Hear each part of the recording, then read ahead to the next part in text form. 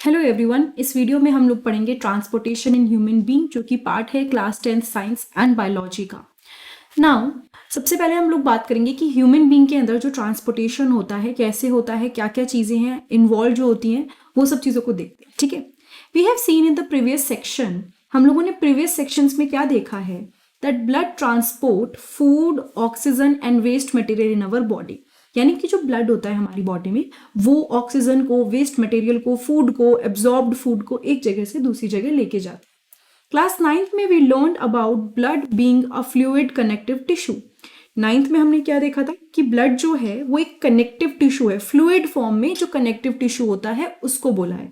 Now because blood के अंदर ना कनेक्टिव टिश्यू इसलिए बोला है, बहुत सारे सेम सेल होते हैं जो एक फंक्शन परफॉर्म करते हैं। सो वो एक जगह से दूसरी जगह अगर चीज़ों को लेके जा रहे हैं, सेम फंक्शन परफॉर्म कर रहे हैं, डिफरेंट टाइप ऑफ सेल्स। ठीक है, blood consist of a fluid medium called plasma in which the cells are suspended.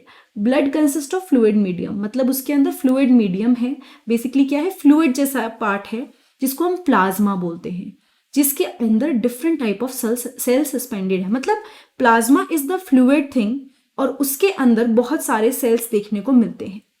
Plasma जो है वो ट्रांसपोर्ट करता है फूड, यानी कि खाने के सामान को लेके जाता है, carbon dioxide and nitrogenous wastage in the dissolved form. तो ये सारी चीज़ों को ट्रांसपोर्ट करता है, फूड को, कार्बन डाइऑक्साइड को, नाइट्रोजनस वेस्ट को, इन सबको डिसॉल्व फॉर्म में वो लेके जाता है। Oxygen is carried by the red blood corpses, यानी कि ऑक्सीजन जो है वो कौन कैरी करते हैं, आरबीसीज। ठीक है, मेनी अदर सब्सटेंसेस जैसे कि salts, they are also transported by the blood. तो ऐसा नहीं है कि ब्लड केवल कुछ सेलेक्टिव चीज़ें, बहुत सारी ऐसी चीज़ें हैं जिसको लेके जाता है। डिफरेंट काइंड ऑफ सॉल्ट्स हो गया, चाहे फूड हो गया, चाहे डाइऑक्साइड हो गया, कार्बन डाइऑक्साइड, मतलब हर एक चीज़ को लेके जाता है। और we does need a pumping organ, क्योंकि एक जगह से दूसरी जगह अगर आप कोई चीज़ पहुंचाना चाह रहे हो तो आपको पंपिंग ऑर्गन की जरूरत है जो ब्लड को पुश कर सके। ठीक है, ऐसे थोड़ी ना ब्लड कहीं पे भी कुछ भी ले जाएगा। वो जो पंपिंग ऑर्गन है उसकी हेल्प से बॉडी में जो चीजें हैं वो एक जगह से दूसरी जगह ट्रांसफर हो पाएंगी। ठीक है, और एक और चीज क्या होती है, नेटवर्क ऑफ ट्यूब्स चाहिए हमें एक पंपिंग ऑर्गन चाहिए, एक नेटवर्क ऑफ ट्यूब चाहिए, ताकि हर एक टिश्यू तक, हर एक सिस्टम तक पहुंचे, और अगर कोई भी चीज डैमेज है तो वहां पे भी वो ध्यान से और चीज़ों को पहुंचा दे। जैसे WBC है, WBC को कैसे पहुंचाएगा वो, WBC को इन नेटवर्क्स ऑफ ट्यूब्स के थ्रू ही तो पहुंचाएगा। So they are different things which need to be transported, and वो सारी चीज़ें ट्रांसपोर्ट होती हैं with the help of blood. लेकिन हमको उसके लिए एक पंपिंग ऑर्गन, एक ऐसा ऑर्गन चाहिए जो ब्लड को पंप कर सके, पुश कर सके ब्लड को अराउंड द बॉडी। ठीक है, नाउ इस पे आ जाते हैं, अवर पंप द हार्ट। तो अब हम लोग जो पढ़ने वाले हैं that is our pumping organ, heart के बारे में। हार्ट क्या है, हार्ट एक मस्कुलर ऑर्गन है। ठीक है, मसल से बना है। जितना हमारा हाथ होता है, हमारी फिस्ट होती है, अगर आप अपने हाथ को फोल्ड कर लोगे तो जितना आपकी पूरा हाथ वाला पोर्शन है ना, वो हमारा क्या हो जाएगा, हमारा उतना हमारा हार्ट होता है। 6.10 में दिखा रखा है, इसकी शेप इतना क्लियर नहीं है, मतलब यहाँ से आप फिस्ट का अंदाजा नहीं लगा पाओगे, पर जिसकी भी फिस्ट जितने भी साइज की होती है उतना उसका हार्ट होता है। Because both oxygen and carbon dioxide have to be transported by blood, क्योंकि ऑक्सीजन एंड कार्बन डाइऑक्साइड को हमें ट्रांसपोर्ट करना होता है ब्लड के through. The heart has different chambers to prevent the oxygen rich blood from mixing with the blood containing carbon dioxide. देखो हम ना बहुत ही कॉम्प्लेक्स ऑर्गेनिजम्स हैं, तो हमारी बॉडी में ऑक्सीजन जाती भी है और CO2 हम लोग निकालते भी हैं, दोनों चीजें साइड बाय साइड चलती रहती। ठीक है, the carbon dioxide rich blood has to reach their lungs for the carbon dioxide to be remove. तो हमारी बॉडी में जो कार्बन डाइऑक्साइड रिच ब्लड है उसको लंग्स तक पहुंचना होता है ना। सबसे पहली बात तो ये क्या बोला उसने कि चैम्बर्स क्यों होते हैं, हमारे हार्ट के अंदर अलग अलग चैम्बर्स होते हैं। ना what is the function of the chamber, क्यों ये चैम्बर्स हैं, अलग रखने की क्यों जरूरत है।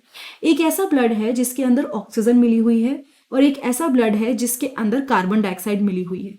अब अगर हम दोनों ब्लड को बार बार अगर इनके ब्लड मिलते रहेंगे तो फाइनली क्या होगा ना, कोई फायदा ही नहीं होगा कि हम इतना, एक तरफ हमारा ब्लड में ऑक्सीजन मिल रही है और दूसरी तरफ उसमें CO2 भी मिल रही है, तो पूरा प्रोसेस वेस्ट है। क्योंकि कुछ सेल्स ऐसे हैं जिस तक हमें केवल CO2 पहुंचाना है, यानी ऑक्सीजन पहुंचाना है, और कुछ ऐसे बॉडी पार्ट हैं जहां पे हमें CO2 को पहुंचाना है, यानी कि जो वेस्ट मटेरियल है उसको पहुंचाना है। तो दोनों अगर मिक्स हो जाएंगे, दोनों साथ में हो जाएंगे तो बहुत ही मतलब गलत प्रोसेस हो जाएगा। ठीक है, सो यहाँ पे उसने क्या लिखा है, the carbon dioxide rich blood, ये जो CO2 रिच ब्लड है जिसके अंदर कार्बन डाइऑक्साइड मिली हुई है उसको लंग्स तक पहुंचाना है।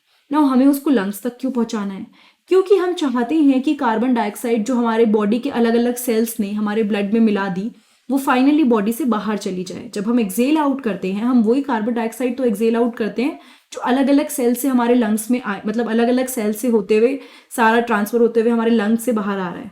और जो ऑक्सीजनेटेड ब्लड है, ऑक्सीजनेटेड का मतलब जिसके अंदर ऑक्सीजन मिली हुई है, वो लंग से क्या होता है वापस हम हार्ट में ले आए। ठीक है, मतलब कि सिंपल सी बात है, CO2 को बॉडी के बाहर निकालें और ऐसा ब्लड जिसे बोलते हैं ऑक्सीजनेटेड ब्लड जो लंग से आ रहा है उसको हम हार्ट तक लेके आए। This oxygen rich blood is then pump to the rest of the body. ये जो ऑक्सीजन रिच ब्लड है जब ये हार्ट लंग से होता हुआ हार्ट के पास आता है तो हार्ट से उसके बाद ये पूरी बॉडी में पंप हो जाता है। ठीक है, oxygen rich blood is then pump to the rest of the body. We can follow this process step by step. अभी फिगर 6.11 आपको देखना है यहाँ पे, ये देखिए इस प्रोसेस को हम लोग स्टेप बाय स्टेप फॉलो कर सकते हैं। Oxygen rich blood from the lungs come to the thin walled upper chamber of the heart on the left the atrium.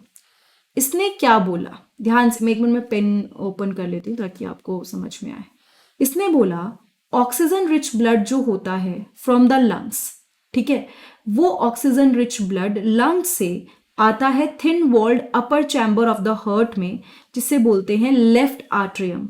यानी कि यहाँ पे क्या आया है, यहाँ पे आया है, मैं इसको शॉर्ट, एक मिनट रुकिए, पेन जरा थोड़ा सा पतला करती हूँ। यस, आई गेस हुआ होगा, just give me 1 minute. Yes, oxygen rich blood lung से इसमें आ गया है लेफ्ट आर्ट्रियम में। ठीक है, लेफ्ट आर्ट्रियम में हमारा ऑक्सीजन रिच ब्लड आ चुका है लंग से। The left atrium relaxes when it is collecting this blood. तो जब ये लेफ्ट एट्रियम ब्लड को कलेक्ट कर रहा है तो थोड़ा रिलैक्स पोजीशन में है। ठीक है, उसके बाद क्या होता है, ये कॉन्ट्रैक्ट करता है। आपको रिलैक्स पता है ना, एकदम से ओके फ्री हो जाना, कॉन्ट्रैक्ट में थोड़ा प्रेस करना, जिससे प्रेस करने से कोई चीज आगे बढ़ती है। जो पेरिस्टालसिस मूवमेंट आपको हमारे इसोफेगस में देखने को मिलता है, सेम चीज यहाँ पे होगी ना। लेफ्ट एट्रियम क्या करेगा, कॉन्ट्रैक्ट करेगा। ये जो लेफ्ट एट्रियम, पहले तो इसने ब्लड ले लिया पूरा ऑक्सीजन रिच ब्लड, जब ये कॉन्ट्रैक्ट करेगा उसके बाद क्या करेगा, कॉन्ट्रैक्ट करने के बाद ये, क्योंकि इसलिए कॉन्ट्रैक्ट कर रहा है ताकि ये आगे भेज सके। ठीक है, it then contracts while the next chamber the left ventricle relaxes. अभी ये रिलैक्स कर रहा है और ये कॉन्ट्रैक्ट कर रहा है ताकि यहां से ये इसको यहां पे भेज दे। समझ रहे हो, लेफ्ट एट्रियम कॉन्ट्रैक्ट करेगा तो जितना भी ब्लड है वो लेफ्ट वेंट्रिकल में आ जाएगा और इस टाइम पे लेफ्ट वेंट्रिकल थोड़ा सा रिलैक्स करे। ठीक है, नो इस तरह से इस प्रोसेस से फाइनली जो ब्लड है वो लेफ्ट एट्रियम से लेफ्ट वेंट्रिकल में आ गया। When the muscular left ventricle contract in its turn the blood is pumped out to the body. इसने क्या बोला, जब मस्कुलर लेफ्ट वेंट्रिकल जो है वो कॉन्ट्रैक्ट करता है, अब जब ये कॉन्ट्रैक्ट करेगा, अब फाइनली जब ये कॉन्ट्रैक्ट करेगा तो क्या होगा, blood is pumped out to the body. Body से ब्लड पंप आउट हो जाएगा। यहां से देख रहे हो, यहां से मैं अब इसको मिटा दूंगी, यहां आया, यहां से बॉडी के बाहर चला गया। ठीक है, तो ये प्रोसेस अभी हमें देखने को मिला। Okay, now I am going to erase it ताकि आपको कंफ्यूजन ना हो। ओके, तो यहां तक क्लियर हुआ सबको। अब इसके बाद डीऑक्सीजनेटेड ब्लड, ऑक्सीजनेटेड मतलब जिसके अंदर ऑक्सीजन मिली हुई है, डीऑक्सीजनेटेड मतलब जिसके अंदर कार्बन डाइऑक्साइड मिली हुई है। Deoxygenated blood comes from the body to the upper chamber on the right atrium। जो डीऑक्सीजनेटेड ब्लड होता है वो आ जाता है यहाँ पे। ठीक है, वो यहाँ पे आ जाता है। ठीक है, डीऑक्सीजनेटेड ब्लड कहाँ आया, राइट एट्रियम में आ गया पूरी बॉडी से, क्योंकि उसके अंदर CO2 मिली हुई है। उसके बाद जब ये राइट एट्रियम रिलैक्स करता है, जब ये राइट एट्रियम रिलैक्स करता है तो ये क्या करता है, नीचे भेज देता है जो ब्लड है उसको, दैट इज राइट वेंट्रिकल में। ठीक है, इसके बाद as the right atrium contract, lower chamber जो है राइट वेंट्रिकल वो डायलेट करता है। यानी कि जब इसके अंदर ब्लड आ रहा था तब ये रिलैक्स कर रहा था, अब इसके अंदर ब्लड आ रहा है तो ये कॉन्ट्रैक्ट कर रहा है और ये रिलैक्स कर रहा है। डायलेट मतलब रिलैक्स कर रहा है। ठीक है, this transfer blood to the right ventricle, इसकी वजह से फाइनली जो ब्लड है वो यहां पे आ गया। ठीक है, किस में आ गया, इसके अंदर आ गया, राइट वेंट्रिकल में। This transfer blood to the right ventricle which in turn pump it to the lungs for oxygenation. उसके बाद ये क्या करता है, इस ब्लड को क्या कर रहा है, ये ट्रांसफर कर रहा है लंग्स में। ट्रांसफर क्यों कर रहा है लंग्स में, क्योंकि यहां पे हमें अब इस डीऑक्सीजनेटेड ब्लड को ऑक्सीजनेटेड बनाना है, यानी उसकी CO2 को खत्म करना है। तो ये जो ट्रांसफर हुआ राइट वेंट्रिकल से, तो उससे क्या होगा, वो लंग्स में चला जाएगा ताकि ये ब्लड ऑक्सीजनेट हो पाए, उसके अंदर से CO2 चली जाए और ऑक्सीजन मिल जाए। Since ventricle have to pump blood into various organs, they have thicker muscular walls than the atria do. क्योंकि ये मेन चीज क्या करते हैं, फाइनली ये पुश करते हैं ब्लड को, ठीक है, ये पंप करते हैं। इसीलिए जो वेंट्रिकल्स हैं, इनकी जो वॉल है एट्रिया के कंपैरिजन में वो काफी ज्यादा थिक होती है, ठीक है। लेफ्ट एट्रिया के कंपैरिजन में जो वेंट्रिकल्स हैं, उनकी जो वॉल्स होती हैं वो थिक होती है। और वेल्व्स देख रहे हैं आप बीच में, वेल्व्स जो होते हैं ये, सॉरी बीच में नहीं, यहाँ पे जो वेल्व्स आपको दिखेंगे, just give me 1 minute. So basically यहाँ पे वॉल्स होते हैं, वो इंश्योर करते हैं कि ब्लड के अंदर क्या ना हो, बैकफ्लो ना हो, ठीक है, वापस क्या हो, valves ensure that blood does not flow backward when the atria और वेंट्रिकल कॉन्ट्रैक्ट्स। यानी कि अगर एट्रिया या वेंट्रिकल कॉन्ट्रैक्ट करते हैं, खुद को प्रेस करते हैं, तो वापस जो ब्लड है वो बैकफ्लो में ना आए। ये क्वेश्चन जरूर आता है। पहली बात तो वेंट्रिकल्स क्यों थोड़े से थिक होते हैं, दूसरा एट्रिया जो है हमारा वो जो है, सॉरी ये वेल्व का फंक्शन क्या होता है, दोनों क्वेश्चन बहुत बार पूछे जाते हैं। तो अभी हमें ये तो समझ में आ गया कि हार्ट कैसे काम कर रहा है, और अभी हमने राइट वेंट्रिकल के थ्रू फाइनली जो डीऑक्सीजनेटेड ब्लड था उसको लंग्स में भेज दिया। अब यहां पे हम बात करेंगे कि लंग्स में क्या हो रहा है। Oxygen enter the blood in the lungs, the separation of the right side and the left side of the heart, यानी कि जो सेपरेशन होता है राइट साइड और left side of the heart, वो इसलिए जरूरी है ताकि oxygenated blood and deoxygenated blood, यानी जिस ब्लड के अंदर ऑक्सीजन मिली हुई है और जिसके अंदर कार्बन डाइऑक्साइड मिली हुई है, वो मिक्स ना हो जाए। Such separation allows a highly efficient supply of oxygen to the body. ऐसा सेपरेशन की वजह से काफी अच्छे से हाईली एफिशिएंट सप्लाई होता है ऑक्सीजन का बॉडी के अंदर। This is useful in animal that have high energy need. ये उन एनिमल्स के लिए बहुत सही है जिनकी जरूरत है, एनर्जी नीड बहुत ज्यादा है, जिनको जल्दी जल्दी ऑक्सीजन चाहिए होती है, जैसे कि birds and mammals, human being mammals में आते हैं, ठीक है, जिनको बार बार एनर्जी चाहिए होती है ताकि वो अपने बॉडी का टेम्परेचर मेंटेन करके रख सकें।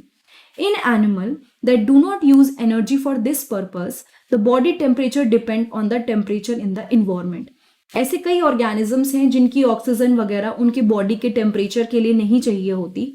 ऐसे में क्या होता है, ऐसे एनिमल्स में जो एनर्जी है वो नहीं लगती, उनका जो बॉडी टेम्परेचर है वो बाहरी टेम्परेचर के साथ चेंज होता रहता है। Such animals like amphibians or many reptiles have 3 chambered heart. ऐसे एनिमल्स के अंदर क्या होता है, 3 chambered heart होते हैं जो कि टॉलरेट करते हैं कुछ some mixing of the oxygenated and deoxygenated blood. मतलब अगर उनकी बॉडी के अंदर CO2 वाला ब्लड ऑक्सीजन वाले ब्लड के साथ मिल जाए तो वो टॉलरेट कर लेंगे। फिशेस जो होती हैं on the other hand have only 2 chambers to their heart. Fishes के पास केवल 2 ही चैम्बर होते हैं and blood is pumped to the gills, is oxygenated there and passes directly to the rest of the body. तो जो blood वो pump करते हैं वो वहां पे, जिसे कहते हैं गिल्स तक पंप किया जाता है, वहां पे ऑक्सीजनेट होता है, वहां पे उसके साथ ऑक्सीजन मिलती है एंड फाइनली वो पास हो जाता है रेस्ट ऑफ द बॉडी में। Thus blood goes only once through the heart in the fish during one cycle of passage through the body. तो केवल एक बार ही जाता है, ठीक है। यहाँ पे जो फिशेज हैं उनकी बॉडी में केवल एक बार ही ब्लड गया, एक ही सर्कल लगा, एक ही चक्कर में काम हो गया। On the other hand it goes through the heart twice during each cycle in the other vertebrata. यानी कि बाकी जो other vertebrates हैं उनकी बॉडी में ये जो heart है ये 2 बार जा रहा है। It is going through the heart twice and इसे हम बोलते हैं डबल सर्कुलेशन। क्या बोलते हैं, डबल सर्कुलेशन, क्योंकि हमारी बॉडी में 2 बार, जिसे कहते हैं ना ब्लड का चक्कर लग रहा है, तो इसीलिए हमारी बॉडी में जो होता है उसको डबल सर्कुलेशन बोलते हैं। और बाकी जो फिशेस वगैरह हैं उनके अंदर केवल सिंगल सर्कुलेशन होता है, ठीक है। इसके बाद हम लोग पढ़ेंगे अभी ट्यूब्स, ब्लड वेसल्स, और ब्लड प्रेशर के बारे में भी आपको बताती हूँ। पहले ट्यूब्स और ब्लड वेसल्स पढ़ लेते हैं। Arteries are the vessel which carry blood away from the heart to various organs of the body. Arteries क्या हैं? वो वेसल्स हैं, ठीक है। जैसे हमारी नसें होती हैं, बेसिकली कुछ नसें होती हैं जो ऑक्सीजनेटेड ब्लड कैरी करती हैं, कुछ होती हैं जो डीऑक्सीजनेटेड ब्लड कैरी करती हैं। तो आर्टरी वो हैं जो हमारा ब्लड हार्ट से पूरी बॉडी में लेके जाती हैं, वेरियस ऑर्गन्स में। क्योंकि ये जो ब्लड है ये बहुत ही हाई प्रेशर के साथ फ्लो होता है, क्योंकि डायरेक्ट ब्लड हार्ट ने पंप किया है, उसके बाद ये फ्लो हो रहा है। तो आर्टरीज की थिक और इलास्टिक वॉल्स होती हैं। Arteries have thick and elastic walls. Vein क्या करती हैं? वेन कलेक्ट करती हैं blood from different organs and bring it back to the heart. Vein ने क्या किया? कलेक्ट किया ब्लड को डिफरेंट ऑर्गन से और वापस उसको हार्ट में ले आई। They do not need thick walls, क्योंकि यहाँ पे देखो सिंपल सी बात है, आर्टरीज और वेन्स का डिफरेंस बताया। आर्टरीज की थिक वॉल इसलिए होती है क्योंकि वो डायरेक्टली जो ब्लड होता है उसको हार्ट से लेके आती है, ठीक है, तो बहुत ज़्यादा पंप होता है। लेकिन जब कोई भी चीज़ बाकी सेल से पूरी बॉडी की तरफ जा रही है, जब बाकी सेल से हार्ट की तरफ जा रहा है, तो यहाँ पे CO2 होता है पहली बात तो उस ब्लड के अंदर, और बहुत ज़्यादा प्रेशर नहीं होता। तो ब्लड वहाँ पे बहुत ज़्यादा प्रेशर में नहीं है, इसीलिए instead they have walls that ensure the blood flows only in one direction. उनके पास वॉल्स होती हैं जिससे बस ये इंश्योर हो जाए कि ब्लड केवल एक ही डायरेक्शन में फ्लो हो, ठीक है। ऑन रीचिंग इन ऑर्गन और tissue, the artery divide into smaller and smaller vessels to bring the blood in contact with all the individual cell. Organ या टिश्यू में पहुंचने के बाद जो आर्टरीज हैं वो डिवाइड करती हैं छोटे छोटे वेसल्स में, ताकि वो ब्लड को लेके आ जाए in contact with all the individual cell. यानी कि सिंपल सी बात है, यहाँ पे उसने क्या बोला, जैसे ही ऑर्गन और टिश्यू पे पहुंचा, आर्टरीज और छोटी छोटी वेसल्स में कन्वर्ट हो जाती है। एक एक सेल तक पहुंचना है आर्टरी को, तो वो जो छोटी छोटी वेसल्स जो कन्वर्ट होती जा रही हैं, बिल्कुल छोटी छोटी एक एक सेल तक जो पहुंच रही हैं, उसको हम लोग क्या बोलते हैं? उसके लिए हम यूज करते हैं कैपिलरीज, ठीक है। The smallest vessels have walls which one cell thick, they are called the capillaries. Exchange of material between the blood and the surrounding cell take place across the thin wall. अब ये जो exchange of material हो रहा है किसके बीच में? Blood के बीच में और सराउंडिंग के बीच में, सराउंडिंग सेल्स और ब्लड के बीच में, क्योंकि सेल्स को O2 भी देना पड़ेगा ना, और अगर CO2 लेना है वापस और O2 देना है, तो ये एक पतली सी वॉल के थ्रू हो रहा है, थिन वॉल्स के थ्रू होता है। The capillaries then join together to form veins that convey the blood away from the organ of tissues. मैं यहाँ पे आपको समझाती हूँ ये चीज, गिव मी 1 मिनट। ओके, यहाँ पे आप देख रहे हो क्या हो रहा है? देखो यहाँ पे कैपिलरीज दिखा रहे हैं। Capillaries body organ apart from the lungs, ये कैपिलरीज हैं बहुत पतली पतली, ठीक है। यहाँ पे ब्लड जो था, जो हार्ट से ब्लड था, वो पूरी बॉडी में जा रहा है, ठीक है। वो जो बॉडी है, बॉडी से पूरा जाते हुए कैपिलरीज एक एक सिंगल सेल तक, सॉरी एक एक single, just give me 1 minute, हाँ, एक एक सिंगल सेल तक वो जा रहा है। उसके बाद वो जो सेल हैं वो क्या कर रहे हैं, मतलब एक सिंपल सी चीज दिखाई है कि कैसे ब्लड पंप हुआ, यहाँ पे सिंगल कैपिलरीज में बढ़ गया। उसके बाद क्या हो रहा है, यहाँ पे वो कैपिलरीज जो हैं इसके साथ क्या मिल रहा है, कैपिलरीज में CO2 डिसॉल्व हो रही है, CO2 यानी कि कार्बन डाइऑक्साइड। तो वो फिर फाइनली कहाँ पे जा रही है? लंग्स में। अब ये लंग्स में, सॉरी हार्ट में क्यों जा रही है? ये हार्ट में इसलिए जा रही है क्योंकि हार्ट पंप करेगा, तो फाइनली ये लंग्स में चली जाएंगी। और लंग्स में जाने का क्या फायदा होगा? लंग्स में जाएंगी तो लंग्स CO2 को बाहर निकालेगा और ऑक्सीजन को अंदर ले लेगा। और यहाँ पे यही दिखा रखा है, CO2 बाहर हो गई, ऑक्सीजन ले ली, फिर वापस वो सारा ब्लड कहाँ आ गया? हार्ट के अंदर। तो ये चीज शो करिए कैपिलरीज और बाकी सब चीजों की हेल्प से। दोनों डायग्राम बहुत इंपॉर्टेंट है और आपको समझने भी हैं। सो यहाँ पे यही चीज दिखाइए, कैपिलरीज ज्वाइन करती हैं ताकि वो क्या कर सके, ब्लड को, देखो पहले तो वो जिसे कहते हैं पूरा का पूरा ऑक्सीजन को बॉडी में लेके आते हैं, फिर उसके बाद उसको वापस जो CO2 होती है उसको निकालते हैं। इन सब चीजों को एक साथ मिला के इस डायग्राम में समझा दिया जो जस्ट मैंने भी आपको समझाया, ठीक है। उसके बाद हम लोग पढ़ेंगे about maintenance by platelets. What happen if this system of tubes develop a leak. अगर इस ट्यूब्स के सिस्टम में एक लीक डेवलप हो जाए, ठीक है, कहीं भी गैप हो जाए, तो आप सोचिए आपको चोट लग गई और आप ब्लीड करना स्टार्ट हो गए, कहीं पे भी चोट लग गई तो एकदम से लीकेज आ गया क्योंकि वो कट लग गया है। तो naturally the loss of blood from the system has to be minimized. Naturally क्या होता है, धीरे धीरे हमारा जो ब्लड लॉस है वो कंट्रोल हो जाता है। In addition leakage would lead to a loss of pressure. उसके साथ साथ क्या होता है, लीकेज की वजह से प्रेशर भी जो होता है ना, लीकेज की वजह से प्रेशर थोड़ा धीरे हो जाता है, लॉस ऑफ प्रेशर, जिससे रिड्यूस हो जाती है efficiency of the pumping system. मतलब जो पंपिंग सिस्टम है इतना अच्छे से वर्क नहीं करता। ये सब ना हो, ठीक है, अगर ये सिचुएशन बहुत ज्यादा बदतर ना हो, उसके लिए जरूरी है the blood has platelet cell which circulate around the body and plug these leaks by helping to clot the blood at this point of injury. तो ब्लड में कुछ स्पेशलाइज सेल्स हैं जिनको हम कहते हैं प्लेटलेट सेल, जो कि सर्कुलेट करते हैं बॉडी में, और उसके बाद वो नेचुरली इन सारे लीकेज को स्टॉप करते हैं, ब्लड को ना प्लग करते हैं, रोकते हैं, जिससे ब्लड फ्लो ना हो। ठीक है, उसके बाद आ जाते हैं लिम्फ्स पे। हेलो एवरीवन, नाउ अब हम लोग पढ़ेंगे लिम्फ के बारे में। लिम्फ में क्या क्या चीजें हैं। There is another type of fluid also involve in transportation, यानी कि जब हम लोग ट्रांसपोर्टेशन की बात करते हैं, जो चीजें इन्वॉल्व हैं ट्रांसपोर्टेशन में, उसमें एक और टाइप ऑफ फ्लूइड आता है जो एक जगह से दूसरी जगह ले जाने में हेल्प करता है चीजों को। ये कौन सा है? इसे बोलते हैं लिम्फ या फिर टिश्यू फ्लूइड। क्या बोलते हैं? लिम्फ या फिर tissue fluid. Through the pores present in the walls of the capillary, some amount of plasma, protein and blood cell escape into intercellular spaces in the tissue to form a tissue fluid or lymph। इसने क्या बोला? क्योंकि जो भी चीजें हैं, capillaries हैं, उसमें छोटे छोटे से पोर्स हैं। ठीक है, जो भी कैपिलरी की वॉल्स हैं वहां पे बहुत छोटे से पोर्स हैं, जिससे थोड़ा सा प्लाज्मा, प्रोटीन या ब्लड सेल एस्केप कर जाते हैं। जो खाली स्पेसेस है, इंटरसेल्युलर सेल के बीच में जो स्पेसेस हैं, वहां तक चले जाते हैं टिश्यूज के बीच में, ताकि वो टिश्यू फ्लूइड और लिम्फ फॉर्म कर सके। It is similar to the plasma of blood but colourless and contain less protein. जैसे ब्लड का प्लाज्मा होता है उसकी तरह ही है, लेकिन ये कलरलेस है, उसके अंदर कोई कलर नहीं होता, और इसके अंदर लेस प्रोटीन होता है क्योंकि प्लाज्मा में प्रोटीन होता है। Lymph drain into lymphatic capillaries. जो ये लिम्फ है ये ड्रेन होता है, कहाँ खाली होता है? लिम्फेटिक कैपिलरीज में, फ्रॉम द इंटरसेल्युलर स्पेसेस, यानी कि वो इंटरसेल्युलर स्पेसेस में जो लिम्फ इकट्ठा हुआ है वहां से वो लिम्फेटिक कैपिलरीज में चला जाता है, which join to form large lymph vessels that finally open into larger veins. उसके बाद वो ज्वाइन करता है लार्ज लिम्फ वेसल्स को। ठीक है, यानी कि लिम्फ जो इंटरसेल्युलर स्पेसेस है वहां से लिम्फेटिक कैपिलरीज में गया, उसके बाद लार्ज लिम्फ वेसल्स को ज्वाइन करता है, और फाइनली बाद में लार्जर वेन्स में चला जाता है।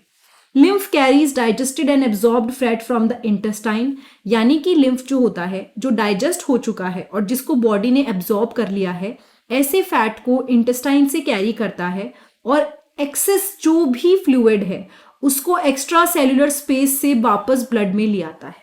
ठीक है, and drains access fluid from extra cellular space, जो एक्स्ट्रा सेल्युलर स्पेस है उससे वापस ब्लड में ले आता है।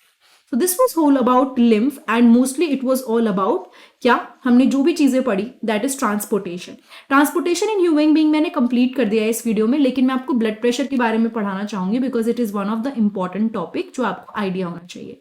नाउ ब्लड प्रेशर, नाम से पता चल रहा है हम लोग बात कर रहे हैं ब्लड के प्रेशर के बारे में। ठीक है, नाउ यहां पे है the force that blood exert against the wall of the vessel, यानी कि वो फोर्स जो ब्लड लगाता है किसके? वेसल्स की वॉल, मतलब हमारी जो वेसल्स हैं, जो भी नसें हैं, उनके थ्रू जो हमारा ब्लड जो फोर्स प्रेशर लगाता है उसको हम लोग ब्लड प्रेशर बोलते हैं। This pressure is much greater in arteries, ये जो प्रेशर है ये काफी ज्यादा होता है आर्टरीज में देन इन वेन्स। आर्टरीज में ज्यादा प्रेशर होता है, वेन्स में कम प्रेशर होता है, क्योंकि आर्टरीज ऑब्वियसली हार्ट से होके आ रही हैं, बहुत ज्यादा प्रेशर से आती हैं वो, तो ज्यादा प्रेशर लगाती हैं अपनी वॉल्स पे, लेकिन वेन्स कम लगाती। The pressure of blood inside the artery during ventricular systole that is contraction. ध्यान से सुनिएगा ये वाला पार्ट, मैं इसको हाईलाइट कर रही हूँ। द प्रेशर ऑफ ब्लड, यानी कि ब्लड का जो प्रेशर होता है इनसाइड द आर्टरीज, आर्टरीज के अंदर जब वेंट्रिकुलर सिस्टोल होता है जिसको बोलते हैं contraction, is called systolic pressure. जो प्रेशर ब्लड का होता है कहाँ पे? आर्टरी में, वेंट्रिकुलर सिस्टोल के टाइम पे उसको कॉन्ट्रैक्शन बोलते हैं, and is called systolic pressure. And pressure in artery during ventricular diastole, यानी कि जब रिलैक्सेशन होता है उस टाइम पे जो प्रेशर होता है उसको डायस्टोलिक प्रेशर बोलते हैं। तो जब कॉन्ट्रैक्शन हो रहा है उसको हम सिस्टोलिक प्रेशर बोल रहे हैं, जब रिलैक्सेशन हो रहा है उसको हम डायस्टोलिक प्रेशर बोल रहे हैं। ठीक है, the normal systolic pressure is about 120 mm of Hg and diastolic pressure is 80 mm of Hg। इसकी यूनिट दे रखी है, नॉर्मली इतना होना चाहिए, इससे कम और इससे बहुत ज्यादा अगर हो जाए तो वो बहुत गड़बड़ होता है। तो systolic pressure should be like around 120 and diastolic pressure should be around 80। तो जब भी आप अपना ब्लड प्रेशर नापते हो, आप 2 यूनिट देखते हो वहां पे आती हैं, तो वो दोनों अगर बहुत नीचे या बहुत ऊपर होती है तो उससे आइडिया लग जाता है। ठीक है, नाउ इसकी तरफ आते हैं। Blood pressure is measured with an instrument call sphygmomanometer. तो ये जो ब्लड प्रेशर है इसको एक इंस्ट्रूमेंट से मेजर करते हैं जिसको बोलते हैं sphygmomanometer. High blood pressure is also called hypertension. High blood pressure से क्या होता है, अगर किसी को बहुत ज़्यादा बीपी की प्रॉब्लम है, जिसका ब्लड प्रेशर बहुत हाई रहता है, तो उस बीमारी को हम लोग हाइपरटेंशन बोलते हैं। वो होता है किस वजह से, आर्ट्रियोल्स के कॉन्स्ट्रिक्शन, पिचकने की वजह से। बहुत ज़्यादा जब आर्टरीज पुश करती हैं, पिचकती हैं, तो वो फाइनली क्या करता है, ब्लड प्रेशर बढ़ा देता है। और ये जो प्रॉब्लम है ना, इसकी वजह से रप्चर हो सकता है आर्टरी, या इंटरनल ब्लीडिंग हो सकती है। नाउ कई बार सॉल्ट वगैरह ज़्यादा लेने से या स्ट्रेस से ये प्रॉब्लम क्रिएट हो सकती है। ठीक है, so that was it for this particular chapter. मैंने ट्रांसपोर्टेशन इन ह्यूमन बीइंग पूरा कंप्लीट कर दिया। नेक्स्ट वीडियो में I am going to cover transportation in plants, जो कि एक अलग टॉपिक है। लेकिन उससे अलावा बिफोर आप ये वीडियो बंद करें, आपको 10th क्लास की साइंस की वीडियो, ज्योग्राफी की वीडियो, साइंस के question answers, in fact physics and chemistry की वीडियो सारी मेरे चैनल पे मिल जाएंगी प्लेलिस्ट में, जो आप चेक कर सकते हैं। धीरे धीरे I am uploading all the videos, तो आपको जो भी अगर एनसीईआरटी लाइन टू लाइन पढ़नी है तो ये सारी चीज़ें आप देख सकते हो वहाँ पे। ठीक है, thank you so much, have a nice day. And अगर आपको 1% भी इस वीडियो में समझ में आया हो तो चैनल को सब्सक्राइब जरूर कीजिएगा। Thank you so much, have a nice day, I see you next time in the next video.